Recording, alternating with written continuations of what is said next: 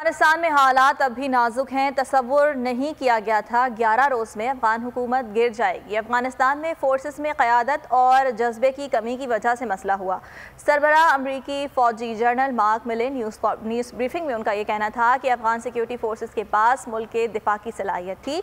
अमरीकी फ़ौज ने अफगानिस्तान में अमन कायम रखा। उन्होंने ये भी कहा कि उम्मीद है तालिबान अमरीकी इनक़िलाब में रुकावट नहीं बनेंगे। तालिबान काबुल एयरपोर्ट आने वाले अमरीकी शहरियों को नहीं रोकेंगे।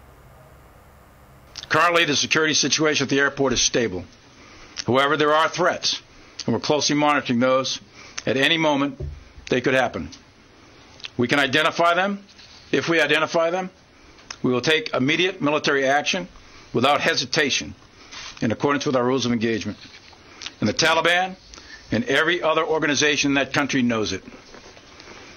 The Taliban are in and around Kabul right now, but they are not interfering with our operations.